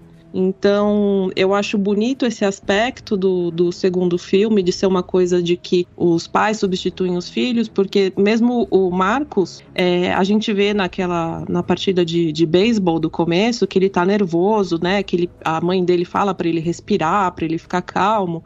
Então a gente já percebe que ele era uma pessoa ansiosa mesmo antes dos monstros aparecerem, e que então ele deve estar com os nervos em frangalhos, né, nessa situação. Então, ele levantar e sair daquele cofre, sei lá o que é aquilo, e pegar a arma e matar o monstro, já é uma coisa muito grande para ele. Então, é uma forma de dizer, olha, você tem uma mãe que te protege, o teu pai era super legal, mas vocês vão conseguir se virar, sabe? Nesse mundo horroroso, vocês vão conseguir se virar. E eu acho uma coisa muito bonita, assim, sabe, nesse sentido. Eu entendo todas as reclamações de que realmente poderia ser uma coisa mais de vanguarda, mais assim, de acordo com 2021 e tal, mas eu entendo que ele também tem uma pegada bonita, assim, de esperança, do tipo, você não precisa do seu pai, você não precisa da sua mãe, você vai lá e você vai se defender sozinho. Tanto que a grande questão da Regan, da Millicent Simmons, não é simplesmente usar a deficiência dela como uma arma, né? Muita narrativa também, né? Porque não é mesmo. Mas é o arco dela ir sozinha até lá. Então, a ação dela que importa não é a questão de pegar o aparelho e botar no microfone, mas ela sair no meio da noite sozinha. Tudo bem, depois ela é acompanhada pelo Emmett, mas às vezes ele parece que vai atrapalhar em vez de ajudar, então ela meio que tá sozinha mesmo. E ela ir lá e se propor a ir lá como o pai dela faria. Então... Mas esse que é o lance, tipo, que me incomoda um segundo. No primeiro filme eu sinto o impacto de toda essa... Porque, por exemplo, quando o Lee se sacrifica, vamos lá, né, que ele é com um grito e é super primal e catártico, porque a gente viu em outra cena do filme um senhor, é uma cena triste também, né? Um senhor que ele perdeu a esposa dele, e ele grita porque ele só quer morrer e essas merdas, e tipo, você sente a catarse, e você também tem a jornada da filha deles no primeiro filme, e não tanto do Marcos, né, realmente, ele fica meio em segundo plano. Mas você tem a Evelyn tentando proteger o bebê, você tem o Lee, você tem a filha. E no final do filme, por mais que a gente tenha aquela frase de efeito, aquele one-liner broxante da Evelyn com a 12, que certeza que isso deve ter sido coisa do Michael Bay. Pelo amor de Deus, gente. Mas tipo, não, beleza. Mas você sente uma espécie de catarse assim mesmo, sabe? E tipo, no segundo filme, mano... Eu não... Talvez seja por causa do ritmo mesmo, assim. Porque muitas das sequências do segundo filme, como eu falei, é o filme do conflito pra mim. Porque eu falo, caramba, velho. Sim, ele é um filme que nos próprios méritos ele funciona. É um bom filme e tal. Só que quando você olha em comparação com o primeiro filme, e ele quer que você olhe, porque ele é uma sequência que bem derivativa e tal. Tipo, a mesma jornada dos personagens individuais, aquele momento mesmo, onde você faz me fugiu a palavra aqui, mas no final onde você vê a filha e o filho ambos se erguendo, combatendo as criaturas. Eu entendo que a catarse que o Krasinski quer provocar, mas eu acredito que seja de fato por uma mistura de ritmo e algumas cenas que ou não são tão longas quanto deveriam, ou não têm impacto que deveriam, ainda que sejam bem construídas. redondinhas, né, como eu falo e tal, pra mim não dá aquele soco que ele queria dar, assim, sabe, na nossa... Eu acho que esse filme tinha que ter sido uma série. Ou uma minissérie. Real. Porque as pessoas que estão lá na DOCA, elas precisavam ter sido melhor trabalhadas, a relação da Regan com o Emmett precisava ser melhor trabalhado. É um filme que acontece muita coisa de uma vez só, tem realmente um problema de ritmo. Eu acho que precisava ter sido uma minissérie. Aí a gente tem um episódio só da Emily Blunt indo até a farmácia buscar tanque de oxigênio. A gente tem um episódio só sobre as pessoas que sobreviveram e viraram zumbis esquisitos. E eu acho que tinha que ter sido dessa forma, sabe? E vocês falando quando vocês estavam falando do Emmett e da relação, né, que ele reconhece o Lee na menina, não deixa de ter um outro elemento importante que a gente vê, mas não explora tanto porque não tem tempo de explorar, que é a falta que ele sente do filho dele, né?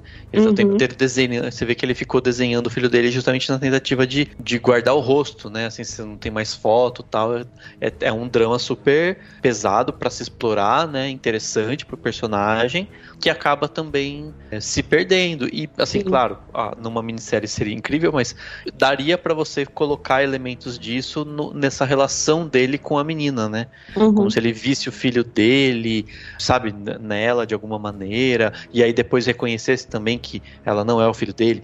Talvez seja isso que eles quiseram também falar nesse diálogo, mas não ficou tanto assim, né, tão bem explorado. Né? Mesmo aquela cena lá do cadáver, né, que ele, não é que ele preservou, mas né, essa incapacidade é o cadáver da esposa dele, certo? Que tá em cima. Isso, quando... Sim, que ela ficou doente, né? E é ótimo aquela cena, é ótimo a complexidade que dá só nessa, tipo, caramba, ele deixou o cadáver dela lá, ele é incapaz de seguir em frente e tal.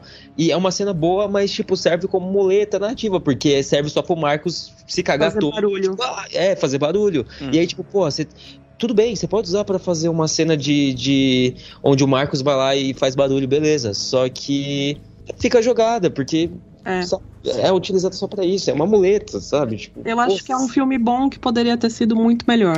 Exato. Sim. Sabe o que eu pensei? Uma coisa que eu pensei, vocês falando agora, uma coisa que me chamou muito a atenção, né? Fica muito corte, né? Tipo, cada um realizando a sua tarefa e eles quiseram dar uma dinâmica, né, pro filme, em termos de tipo, o menino tá aqui, a mãe tá ali, não sei quem tá ali, não sei o quê, e vai cortando.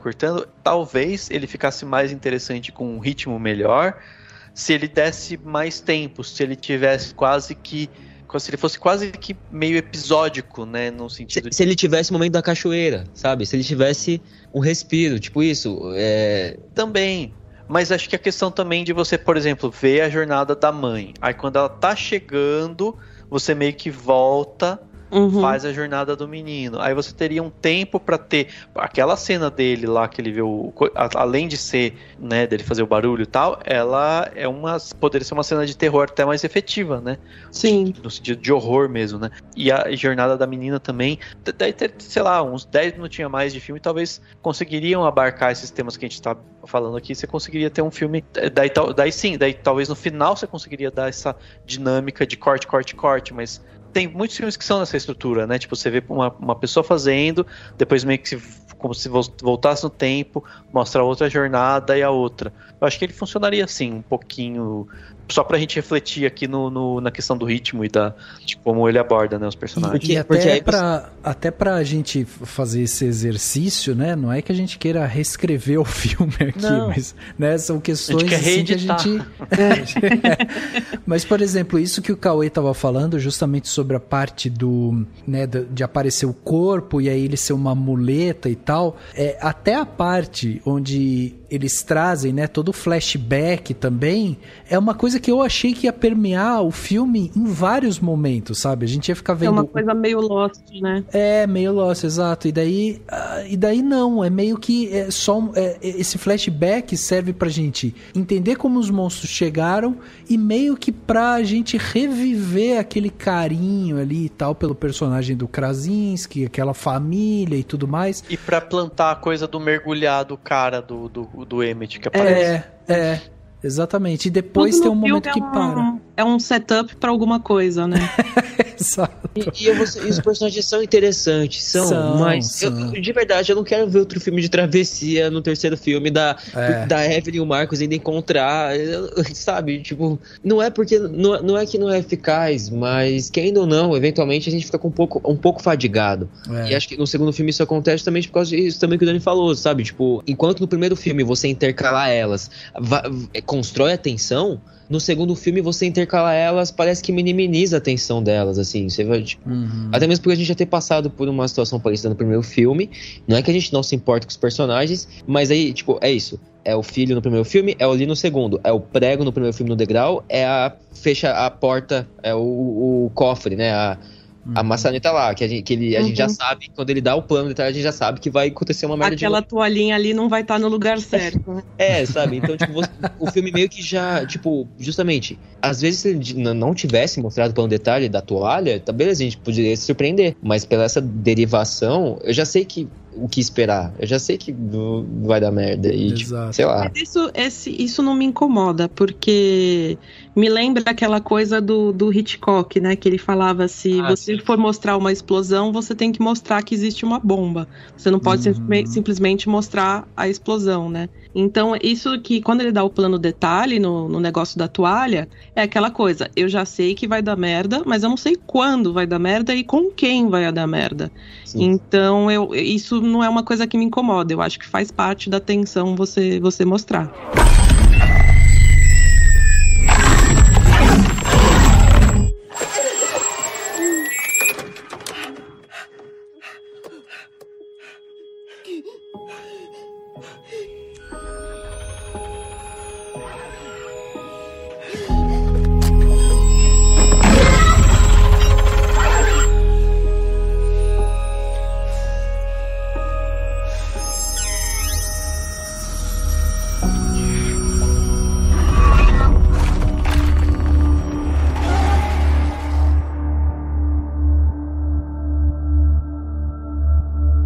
Mas tem uma coisa interessante também, assim, tipo, eu vi algumas pessoas até comentando que ele, até o título, né, parte 2, tem uma pegada no sentido de parecer um único grande filme, né, literalmente a continuação em termos de como se fosse o mesmo filme, e não uma sequência. E vai ter o 3, né, porque afinal de contas, tá pagando a conta da galera. Gente, mas desculpa interromper pra perguntar, como é que vai ter o 3 se em tese eles derrotam os monstros no final? Então, aí que tá, existe já uma conversa, já o Krasinski já falou isso, que ele sempre pensou em Um Lugar Silencioso como uma trilogia. Aí foram perguntar pra Emily Blunt, né, e aí, vai sair e tal, o que eles estão falando agora? Primeiro a Emily Blunt falou que a ideia o Krasinski já tem na cabeça dele, toda a história contada e tal, e que se encerraria em 3 filmes realmente. Outra coisa que eles já estão falando é que provavelmente esse filme seria lançado em 2023. Para responder essa pergunta, é justamente o Krasinski deu a entender de que o terceiro filme seria mostrar os seres humanos agora que eles têm uma arma para combater os bichos ali e tal, né, os aliens. Ele iria focar no terceiro filme justamente em mostrar a redenção dos humanos. Eles, sabe, crescendo, tomando coragem, saindo, enfrentando os bichos e tal, meio que para retomar a humanidade, entendeu? Essa que seria a ideia e fecharia o arco. Aí que tá. Quando vocês comentaram, né, e eu concordo que o filme não explora tanto essa coisa de que tem gente que não vale a pena ser salva, se fizerem bem feito, o 3 pode vir com isso, entendeu? Daí fica aquela coisa que se debate até hoje em tudo quanto é trilogia e tal, se você analisa o filme como uma coisa só, a trilogia como um todo, porque se você conseguir fazer um bom fechamento e meio que formar como se fosse um único grande filme, né, uma produção única, aí você vai conseguir justificar as coisas, você vai conseguir justificar determinados elementos, explorar melhor o personagem do Emmett no terceiro, e essas questões vira aquela coisa que tem tudo quanto a trilogia, né, tipo... que Mali, né, Dani, Mali, esse filme, apesar das críticas que a gente tá fazendo a ele e tal, e ele é um filme legal, assim, ele tem é um filme divertido e tal, mas os filmes, tanto o Lugar Silencioso 1 e o 2, eles funcionam de forma independente, sabe? Eles, um complementa o outro, não é um filme que você necessariamente precisa ter visto o 1 pra ver o 2. Inclusive, nesse filme aqui, é possível você fazer o inverso, você começar do 2 e ir pro 1, por exemplo, pra entender como que esse pai morreu ali, por exemplo, entendeu? Então eu acho assim, que isso vai funcionar bem, e se ele continuar nessa toada de soltar o Lugar Silencioso 3 com essa ideia de redenção e tudo mais, e funcionar com esse arco fechadinho como ele fez nos 2 filmes, eu acho que funciona bem. Eu só acho que, por exemplo, hoje a gente pode dizer, o filme 1 é muito bem construído, tem uma parte técnica e é muito boa realmente, né? Foi uma novidade e tudo mais, como ele fez aquele filme. Tem muito mais coisas interessantes ali do que a parte 2, por exemplo, entendeu? E eu achei frustrante, eu vou ser sincero, tipo, enquanto o primeiro... É justamente porque no segundo filme eles já sabiam que existia uma terceira parte. Então, ele termina de uma forma que, pra mim, a jornada individual dos garotos, né, da menina e do menino, não sustentou pra mim. Foi frustrante o gancho pro terceiro filme. Justamente porque... E aí, beleza, a gente vai nessa. A gente vai avaliar o filme isoladamente ou com uma obra completa. Porra... E aí, por exemplo, o Rafa comentou daqueles... se eles vão explorar a redenção, eu fico pensando assim, que redenção? Tipo, você não explorou o quanto a humanidade está mal. Então você tá explorando isso. Você tá explorando até o contrário. Até. Olha, eu vou falar com uma pessoa que não sabia que ia rolar o terceiro. Assim, eu sei que, logicamente, pela quantidade de dinheiro que o filme fez, eu pensei, provavelmente vão fazer um terceiro. Mas eu não sabia que já estava certo. Eu assisti o segundo filme como uma coisa que se encerra. Porque pra mim, justamente, a minha dúvida era como é que vão fazer um terceiro filme se eles derrotaram os monstros? Então eu consigo ver o 2 com um fim, assim, apesar das coisas mal exploradas. Por isso que eu acho tão estranho ele ter caído nessa armadilha meio Marvel de só fazer coisas pra desenvolver no próximo projeto, sabe? Quando o Krasinski falou assim, eu quero fazer... Eu sempre tive a ideia pra 3 filmes, ele olhou pra tela estilo The Office, assim, sabe? Com silêncio. Porque real, mano, o que na real, pra mim, esse lance de trilogia, isso não é um problema necessariamente. Mas é isso, é um negócio meio de, tipo, autor, tá ligado? Tipo, não, é uma trilogia mesmo, onde eu quero contar essa história aqui. Mas real, até mesmo como a Eda falou, o primeiro filme era conclusivo o suficiente. Não acho que... Isso é um achismo, obviamente, mas que foi planejado como uma trilogia. Vai ser... Não foi. Então, aqui no Lugar Silencioso, quais que são as últimas notícias, né? Até pra gente tá todo mundo na mesma página aqui. A Paramount já anunciou que vai ter o terceiro filme, então isso tá batido o martelo. Inclusive, ela lançou... Depois um spin-off também, você vai ver. Ela confirmou que a ideia é lançar o filme no dia 31 de março de 2023, então isso tá anunciado. A outra coisa que também já foi confirmada é que o Krasinski, ele vai pra produção do filme, provavelmente vai ajudar ali com algumas coisas de roteiro também, porque ele que planejou, né, a história, mas ele sai da direção e quem assume a direção é o Jeff Nichols, que é de Amor Bandido, e aí ele assume a direção do último filme. E aí é essa que é a história. O Krasinski parece que já sugeriu a história, já deu ali mais ou menos o que tem que ser, e o Nichols tá já trabalhando, transformando ali no roteiro, já tá trabalhando pra transformar esse filme. Então assim, o Krasinski vai ficar do lado do Michael Bay na produção, essa que é a ideia, e aí eles fazem um último filme pra fechar a trilogia. Isso que tá sendo anunciado pela Paramount. Eu já não sei. Eu já tô vendo um spin-off com o Cillian Murphy, o spin-off com a história do Jimon Hounsou, da formação da pessoalzinho na ilha. Dá pra fazer uma série original Paramount Plus. Vai ser estilo Fear the Walking Dead, essas paradas, onde a gente vai acompanhar a filha do Jimon crescida, sabe? Mas é justamente isso, sabe?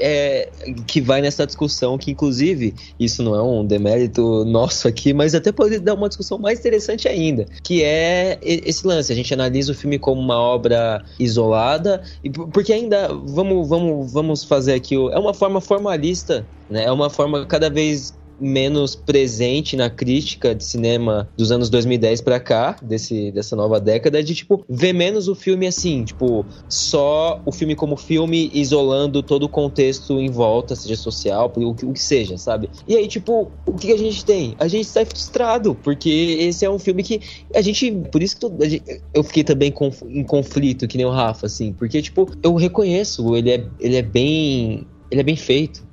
Sabe, pra ser bem simplório aqui, ele é bem feito, ele é competente no que ele se propõe, mas o que ele se propõe não é muito audacioso, ambicioso, e então a gente fica frustrado. É frustrante, sei lá, mas isso não quer dizer que não seja um filme competente, então isso que é foda. Não, mas faz parte, essa que é a discussão, realmente, e eu acho que não tem muito jeito, quando você tá falando ainda mais assim, a produção pega e fala, ó, isso daqui é o filme parte 2, então necessariamente tem uma parte 1, sabe? Tipo, não tem jeito. Sim, você acaba, tipo, fazendo essas comparações, são os mesmos atores, o mesmo diretor, a mesma produtora, então tá tudo envolvido ali, né? Então é inevitável essa comparação. Eu sou a favor da exclusão do parte 2, capítulo 2, que é um negócio muito austero pra mim. Tem que ser só o 2 do lado, sabe? Tipo, a gente já fala, né? É o Lugar Silencioso 2. Pronto.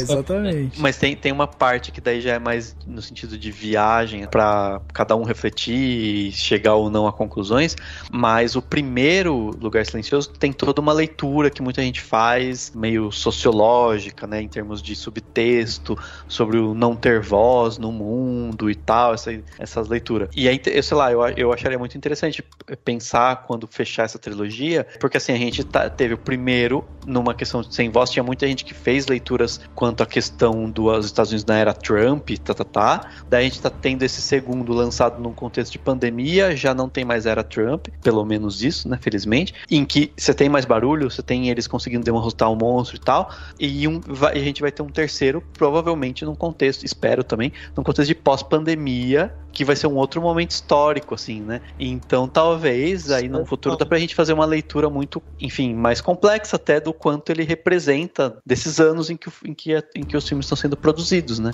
Já é, claro, é uma viagem, é uma coisa, é um outro tipo de análise de filme que tem muito mais a ver com como ele se comporta, né, no mundo em que ele tá e que não tem tanto a ver necessariamente com o que os produtores pensaram, mas é uma coisa a se pensar também. Eu pelo menos gosto disso. Um momento muito pandêmico, assim, que eu achei do segundo filme, é quando eles chegam na ilha e eles já fizeram amizade e tal com o pessoal da ilha. E aí o Cillian Murphy, depois de conversar com a Regan, ele vai pra praia e ele pega um desenho, né, do filho dele, e ele olha assim e ele faz uma cara que eu pensei naquele momento, é como se fosse a cara de uma pessoa que perdeu alguém e agora tem vacina, sabe?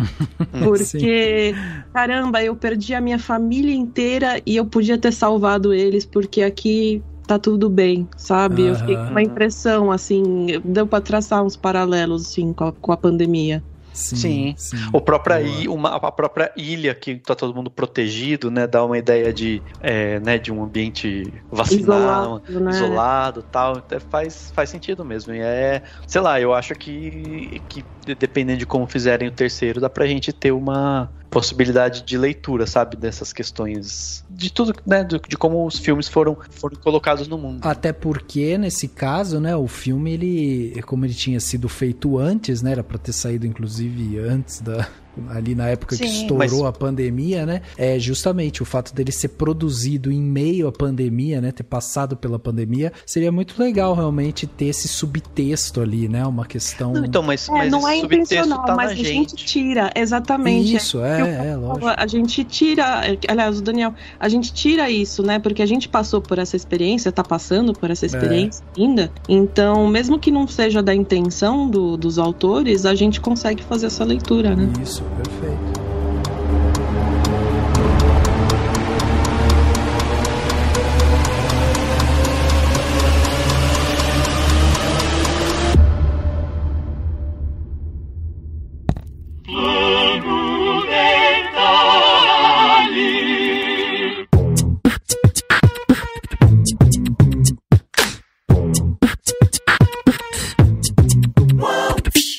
Plano Detalhe da semana, aquele momento gostoso que a gente tem aqui, né, para dar aquela dica para você ouvinte, para você aproveitar melhor a sua semana. Dessa vez eu vou começar aqui o Plano Detalhe, vou começar com 2 planos detalhes aqui, um plano detalhe que, assim, eu fiquei muito impactado, curti muito realmente assistir, que é o documentário Time, que tá na Amazon Prime, né, o Prime Video, que é um documentário que conta a história de uma mulher negra que foi presa, ela e o marido, né? E ela foi presa, saiu da cadeia e o marido ficou. Eles assaltaram um banco em um determinado momento da vida deles, eles estavam desesperados, com falta de dinheiro e tudo mais, resolveram tomar essa atitude, né, errada de assaltar o banco e tal. O marido pegou 60 anos de cadeia por conta disso. E a mulher acabou saindo um pouco mais cedo, justamente porque ela, ela cumpriu a pena, foi presa, mas saiu um pouco mais cedo, porque ela foi presa, ela estava grávida, engravidou de gêmeos e tal. E aí, essa mulher cria os seus 6 filhos sozinha e ainda tem que lidar com o sistema penitenciário americano para tentar ver um jeito de o seu marido sair de lá.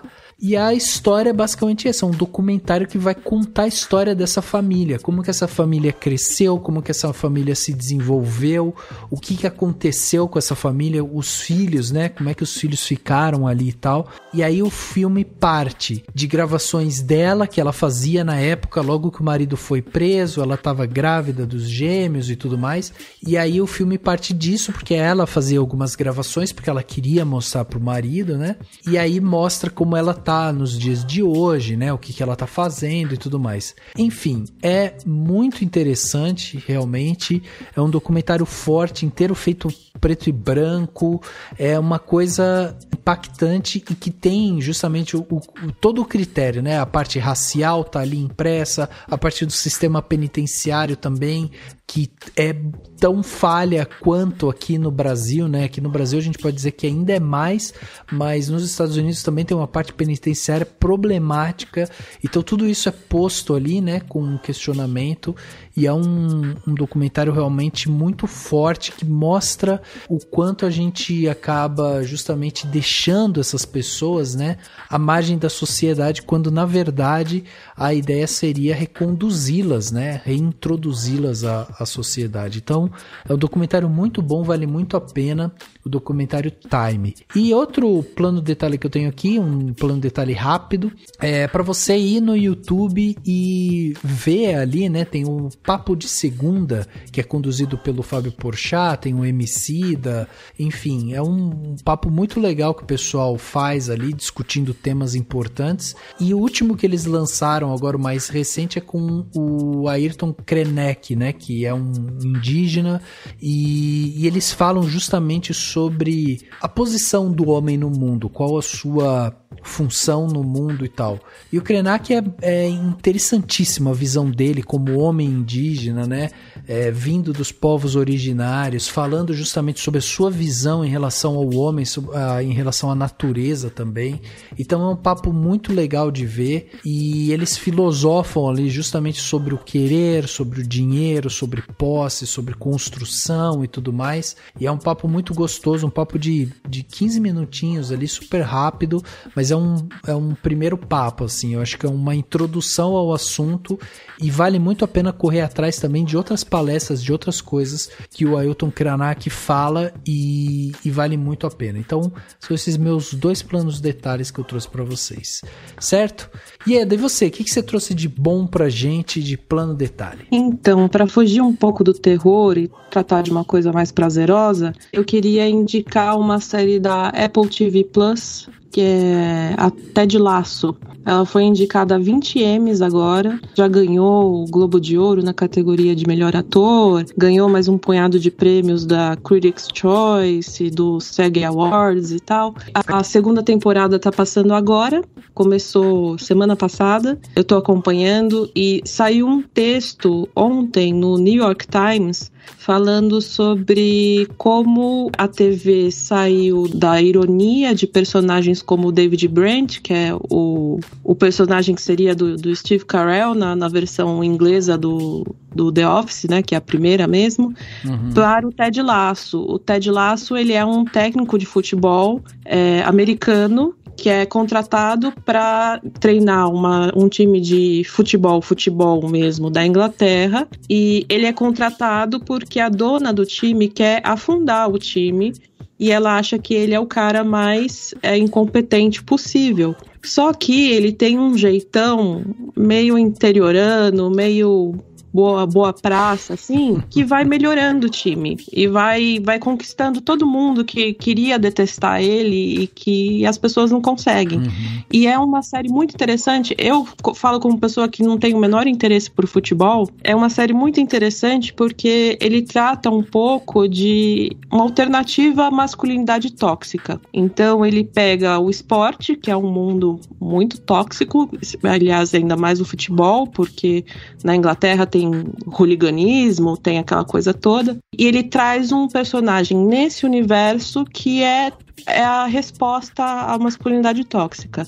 É um cara extremamente sincero, afetuoso, e o New York Times está justamente falando de como a gente está se afastando de uma era que era mais irônica. Então a gente tinha personagens que eram anti-heróis e que iam contra o que a série queria dizer, e indo para personagens que realmente são o que a série quer falar. A série quer falar que a amizade é legal, que o amor é bom, esse tipo de coisa toda, e como isso é novo e diferente pra gente, porque a gente tá há muito tempo lidando com anti-heróis, tanto em comédia como no drama. Eu queria indicar isso porque é uma série realmente que dá um quentinho no coração, e eu falo como uma pessoa que tem geralmente um coração meio peludo pra esse tipo de coisa. E é isso, essa é a minha dica de hoje. Muito bom, demais. Tá aí, tá anotado. Lembrando você, ouvinte, né, que tudo que a gente tá falando aqui vai ter link no post, então se você não pegou alguma coisa, vai lá, clica em cima e você vai ser já direcionado pro que a gente tá falando aqui. Cauezito, e você, o que você trouxe de bom pra gente aí? Primeiramente, essa dica da Eda é boa, e tudo que ela falou e que a série representa é realmente sobre isso que a gente tem que fazer uma cruzada contra, viu? Essa ironia e a cultura do cringe, que inclusive foi até tema do podcast já aqui, enfim. Mas eu gosto de ficar linkando as coisas, e coincidentemente ontem, zapeando na TV, eu reassisti depois de muitos anos, e eu sei que é um filme que é conhecido pra muita gente, mas ele é de 2005, então é isso, que é Abismo do Medo, e envolve também muito desse lance do silêncio e tal, é The Descent, se eu não me engano, que é do Neil Marshall. Neil Marshall dirigiu um dos melhores filmes de lobisomem de todos os tempos, junto com Lobisomem Americano, Grito de Horror. Ele dirigiu Dog Soldiers, que é Cães de Caça aqui no Brasil, o nome, em 2002. Em 2005 ele fez esse filme chamado Abismo do Medo, The Descent, protagonizado por um grupo de mulheres que vão fazer uma expedição, né? Elas vão fazer, tipo, é alpinismo que fala? Elas vão, tipo, enfim, elas vão explorar... É alpinismo pra baixo, né? Porque pra baixo, caverna, exato. Né? E aí eu fico tipo, caralho, os equipamentos são de alpinismo, então... Mas enfim, elas vão explorar cavernas, e elas acabam, não sei, acho que é bem simplória, assim, a sinopse, mas elas acabam descobrindo presenças hostis nos confins dessas cavernas. E esse filme, na época do lançamento, ele fez um burburinho imenso, não tanto por ser protagonizado por mulheres, que eu acho que é uma coisa da época mesmo, infelizmente, mas é muito especial, assim, porque não existe nenhum tipo de sexualização, não existe nenhum tipo de exploração excessiva da mulher numa situação agressiva diante delas. Tem muito gore, é muito sanguinolento, é muito violento e tal, mas não se sente que ele tá explorando elas, até mesmo porque só existem mulheres na trama, sabe? E ele chamou tanta atenção justamente porque ele devota tempo pra construir a personalidade de cada uma e como elas se relacionam consigo mesmas e a dinâmica de cada uma com a outra e tal. E eu revi esse filme ontem e também depende muito do silêncio. É um filme que qualquer barulho, qualquer ruído que elas fazem pode causar consequências extremas pra elas. E é um filme de uma época onde o Neil Marshall era uma voz promissora do terror, e eu sinto falta dessa época. Porque, tipo, ele tinha feito Dog Soldiers e fez o Abismo do Medo, que foi um sucesso, e depois meio que só foi ladeira abaixo na carreira e tal, ainda que ele tenha dirigido vários episódios de Game of Thrones, mas é um filme claustrofóbico, A fotografia do filme é incrível, a atmosfera, a dinâmica das personagens é um filme que, de novo, como eu já falei, mas ele se eleva justamente porque ele devota tanto tempo para cada uma individualmente. Então você se importa muito com aqueles personagens, o que só se eleva porque é um filme muito sanguinolento, muito gore, muito violento. Então, a forma como ele constrói jump scares, foi isso que trouxe ele pra Hollywood, né? Porque são jump scares que não dependem apenas de som estridente e imagens aparecendo em flash do nada na câmera. Não. É muito bem construído. Cada susto no filme é uma mistura de tudo. É tipo um drama, um terror, é tipo body horror, uma parada meio sobrenatural. E um pôster que homenageia, não é nem os Silêncios dos Inocentes, é o que os Silêncios dos Inocentes se baseou, que são aquelas mulheres nuas formando a caveira, enfim. Meu único plano de detalhe de hoje vai ser esse, Abismo do Medo. Foi o único link que consegui fazer justamente por causa dessa narrativa onde o silêncio impera e qualquer barulho também pode causar um destino horrível para os personagens. E é uma pérola dos anos 2005 que, na forma positiva, que eu acho que é uma boa pedida. Sensacional. E tá na Prime Video também, né? Então dá pra você assistir o documentário Time e depois pular pro Abismo do Medo. Até aí. Já faz um combo. E aí, Dan, vamos fechar o plano detalhe? Vamos. Eu vou indicar uma série que eu tô vendo, de poucos episódios, que é a série Small Axe. Magnífica. É maravilhosa. A direção é do Steve McQueen, né, que ficou famoso pelo 12 anos de escravidão. Assim, além de ser maravilhosa em termos de escolhas de câmera, de forma de contar as histórias, de ser muito direta, sabe? Ele introduz os personagens e ele termina na hora que tem que terminar, sabe? Ele não se preocupa em dar qualquer epílogo muito, muito detalhado, né? Ele meio que fechou aquela história, ele fala, acabou. E cada episódio dessa série é uma história fechada, né? Assim, simplesmente. São episódios geralmente de 1 hora e pouquinho, e o primeiro episódio tem 2 horas, ou seja, o primeiro episódio é um filme incrível de tribunal, com um encaminhamento incrível, assim, os personagens muito, muito bons e tal. Tem porquê a história ter 2 horas. Tudo é muito bom, mas eu queria dar só alguns detalhes. Enfim, todas as histórias do Small Axe são relacionadas à luta dos negros na Grã-Bretanha, né? A luta das pessoas negras com o racismo e com as questões no Reino Unido, lá na Inglaterra. E no segundo episódio, por exemplo, é incrível porque a mulher vai numa balada e o filme se demora tanto, ele fica naquele lugar e ele vai passeando por aquelas pessoas, que você se sente lá, sabe assim, parece que você tá falando, eu tô passando uma noite na balada, você tem essa sensação. É sensacional. O terceiro é com um episódio com o John Boyega, que é fodástico. O John Boyega tá um monstro, assim, no personagem que ele faz. Assim, é sensacional, muito. E uma coisa que eu gosto muito de pensar, além de tudo isso que ele tem de bom, é que como ele se passa na realidade do Reino Unido, ele tem umas coisas, primeiro que muito diferentes, então, tipo, o tribunal deles é muito diferente do que a gente vê nos americanos e do que a gente sabe do Brasil.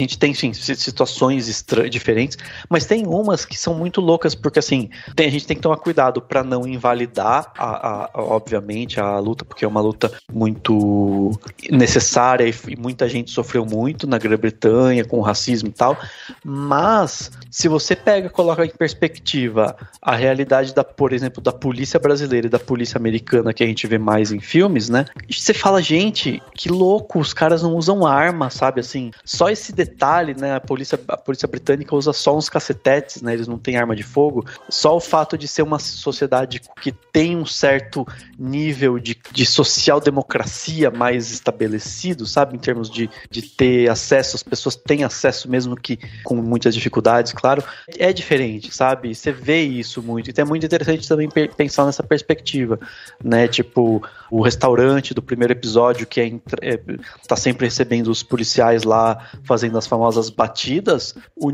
as pessoas conseguem revidar e conseguem responder ao policial de uma maneira com mais propriedade, justamente porque você está diante de uma pessoa que não está com uma arma de fogo. Ela tem o poder da lei, ela tem poder, você está nessa situação, né, de sofrer e tal, mas sabe, tem um aparato do Estado, tem algumas coisas que você tem de maneira mais interessante, mais firme, sabe, na sociedade britânica. É muito interessante de ver isso, não invalida a luta, mas, enfim, eu achei isso incrível, sabe, de ver, e vale muito a pena, mas assim, todo o detalhe, a forma como ele encaminha com as histórias é demais, e dá pra ver até picotado se você quiser, se quiser ver episódios aleatórios, pode, porque eles não são interligados. Enfim, incrível, sensacional.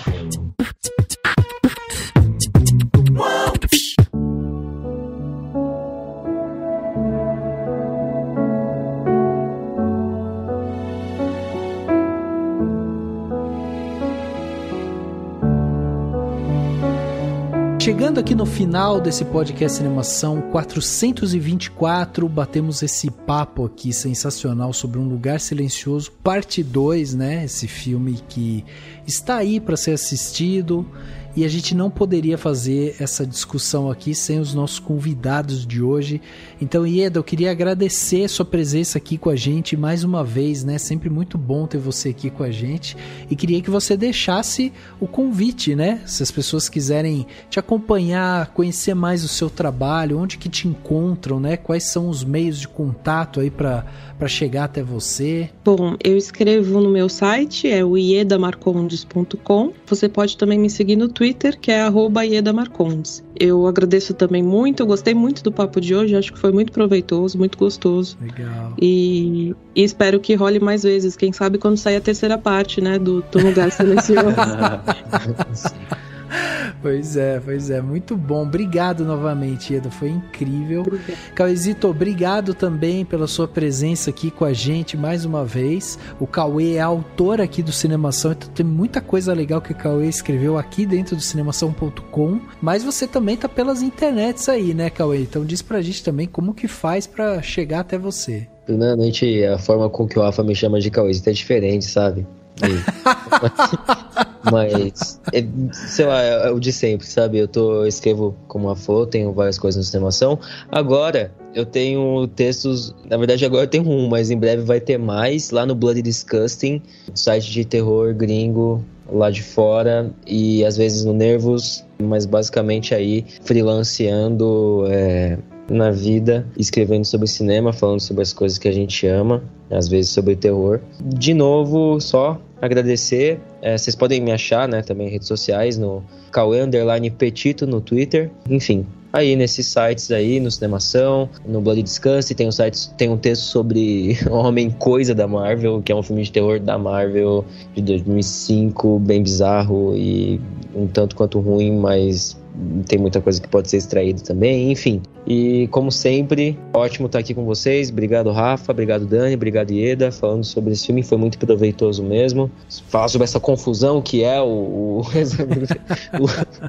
Lugar Silencioso parte 2, não, mentira. Só obrigado aí pelo papo, gente, foi ótimo. E é isso aí. Valeu. E quem quiser, né, o Cauê escreveu sobre o Lugar Silencioso parte 2, tá lá dentro, então uma crítica, se você quiser ir lá discutir com o Cauê, concordo, não concordo e tal, tá lá, espaço aberto, né, pra gente poder conversar sobre isso. Dan, obrigado também pela sua participação em mais um podcast. Valeu, eu que agradeço, brigadão Rafa, brigadão Cauê, brigadão Ieda, e é isso, espero que todo mundo possa, no barulho da vida, encontrar o seu lugarzinho silencioso de vez em quando. Isso foi ótimo. Isso é Sandy Júnior, hein? Tipo, parece um pouco. Muito bom. O podcast Cinemação 424 fica por aqui e a gente se vê no próximo.